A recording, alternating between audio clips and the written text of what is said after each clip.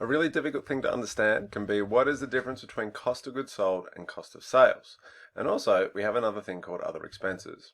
So what are we talking about here? Well, we're doing a report called the income statement, and we're looking at our expenses. So for a trading firm, which is what we deal with in year 12, we're going to say the expense of the business can be classified as, first of all, cost of goods sold. All costs or expenses incurred in getting inventory into a condition and location ready for sale. The keyword there is ready. And actually the second sort of keywords are condition and location. So what we can think about it is, I'll put this here and said, well, there's the supplies of our inventory.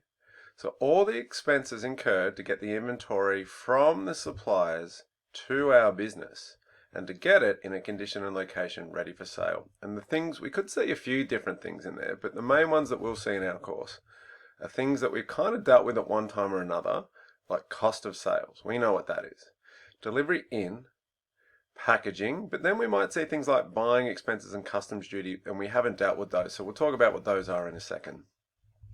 Now, that's one type of expenses. So there's a category, all costs incurred to get inventory in a condition or location ready for sale. So we can literally think of it to get it from the supplier to us. And now it's on the floor, it's ready to be sold. So then what we'll have is a bunch of other expenses. Expenses incurred in running the business on a daily basis and or getting inventory from the business to the customer. Maybe not literally to them, but say that will have things like the rent of the shop. Delivery out. So what is that? We'll look at that in it. There's delivery in and delivery out. There's also packaging here too. How can packaging be in both? We'll have a look at that in a sec too. But advertising and wages. So we can think of that as maybe not literally getting it from the inventory from our business to the customer, but running our business so we can sell the inventory. So this is getting it ready for sale, cost of goods sold. This is running the business and actually selling the inventory over here. That will be other expenses. So cost of goods sold. Here's the tough one. What is that? So we said it's all costs, expenses incurred in getting inventory into a condition or location ready for sale. And the main ones we will see are cost of sales. We've dealt with this one. The cost of sale is the expense incurred when inventory is sold. It is the cost price of the inventory that was sold. And this is basically what the supplier charged our business as the purchase price. And when we sell it, it becomes an expense called cost of sales. The main ones we'll see are delivery in. What does that mean? It means expenses charged by suppliers to deliver the inventory into the business, so to get it from the supplier to us. We'll also see names like cartage in, freight in, delivery in, and so on. We're just going to say that that's always delivery in, but it might have a different name. The main thing is it's to get it from the inventory from the supplier to our business. We'll also see packaging, expenses charged by suppliers to package inventory so that it can be delivered into our business. For example, most inventory is delivered on pallets. They're not free. The supplier would probably charge us for those, or maybe in boxes or shrink wrap, bubble wrap. So charged by suppliers to get the inventory to our business. Buying expenses, expenses incurred by the business to buy the inventory from suppliers. And usually the question will just say buying expenses and it won't sort of elaborate like what that is. But sometimes to buy from suppliers, you need to pay a fee, maybe like a monthly subscription, a levy, like a regular sort of tax or a duty that you have to pay, but also software subscriptions. So a lot of big suppliers require, if you've got a shop and you want to buy from them, they might say you've got to use our software to order the inventory, and that costs money. So that would be something we would call a buying expense. And the other one we'll probably see is customs duty. So if you've ever traveled overseas, you would have gone through customs. Well, inventory does that too. So customs duty is an expense incurred to get inventory from overseas into Australia and inspected by the customs department. So that would be to import inventory into Australia and to our business. So they're the main ones that we'll see. But hang on, we've got cost of goods sold and cost of sales. This is a little bit confusing. So what is the difference? Well, cost of goods sold is a heading or a section. And what we say is that the heading covers all the expenses required to get inventory in a condition and location ready for sale, and it will have these expenses in it. But the main thing here is to realize cost of goods sold is just a section within the income statement. It is not a ledger or account itself. It will never actually appear as a ledger or in a trial balance or anything like that. What cost of sales is it's just the cost price of the inventory purchased when we sell it, becomes an expense, and it's just one of the items that goes in cost of goods sold. So cost of sales is an actual expense that goes within the cost of goods sold section, and it is a ledger or account itself. Why don't we demonstrate this another way and say a business incurred the following costs or expenses in getting inventory in a condition or location ready for sale. We had cost of sale, $70,000, delivery in, $20,000, packaging, $5,000, buying expenses, $3,000, customs duty, $2,000. We add all that up, total cost of goods sold, and we'll say this abbreviation a lot, COGS for cost of goods sold. That's an acceptable abbreviation. You can use that. Here's what won't happen. There will never be a ledger called cost of goods sold expense that goes up on the debit side. Here, there is no ledger called that. So what we actually do is we say, no, this is not a ledger. It's just a heading in our income statement. And within that heading, there will be these ledgers here. So these are actual expenses that we have. Cost of sales would be a debit for $70,000, delivery in, debit, packaging, debit, buying expenses, debit, customs duty, debit. So these are the actual accounts that we will have, and they will go in this section in the income statement.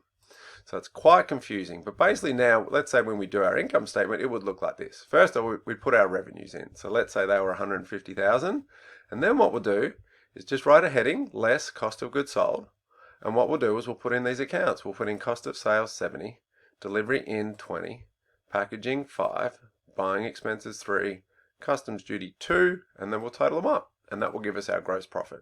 And the total of 100,000 goes there.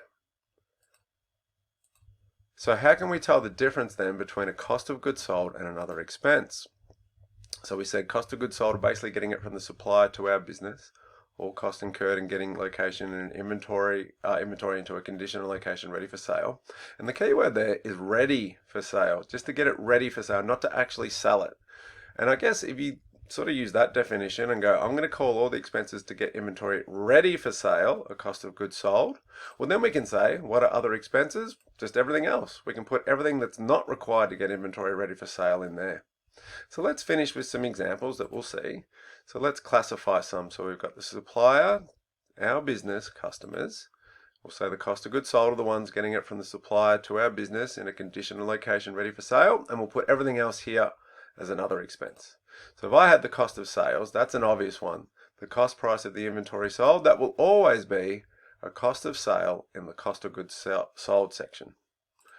What about the wages? The wages of employees to work at the business and sell the inventory. Is that required to get inventory ready for sale? No. Like that, to get the inventory to the business, we don't need the wages. The wages are to sort of sell the inventory once it's there. So they would actually go over here in other expenses. Customs duty, the expenses needed to import inventory from overseas. We cannot get inventory ready for sale unless we import it through customs and pay this fee. So customs duty has to be a cost of goods sold. The rent of the shop, the expense paid to occupy the premises of the business, is that required to get inventory ready for sale? In an indirect way, you could maybe argue it is. We're going to say it's not though. So to get the actual inventory itself, rent is not required for that. It is required to run the business on a daily basis. So we're going to put rent as another expense. Buying expenses, the expenses to buy inventory from suppliers. We literally cannot buy inventory and get it ready for sale unless we pay these. So that will always be a cost of goods sold. Marketing, cost incurred to advertise, promote, and sell the inventory. And when you see the word sell the inventory, you go, that's a cost of goods sold, because that's everything to do with inventory. But it says here to get inventory ready for sale. Marketing is not required, and advertising is not required to get it ready for sale. It's required to sell it. So this would not go in the cost of goods sold section. It would go over here. That's wrong. It will go over here as another expense. And the same goes for advertising. Just looking at a few more, I guess sort of trickier ones, I suppose. So delivery in or cartage in, freight in. The expenses to deliver inventory into the business from suppliers. That is definitely required to get inventory ready for sale. It's required to get it to us and ready for sale. So that will be a cost of goods sold. But then we might also see a question where delivery or freight or cartage, whatever you want to call it, might be actually an expense to deliver inventory out to customers or other parties.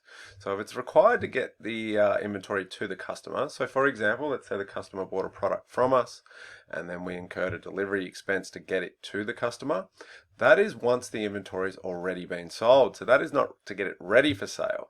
That will be required to get it to the customer. So we would put it here as another expense. Packaging. So that could be, for example, for pallets. So that could be charged by the supplier to package the inventory so it can be delivered to our business.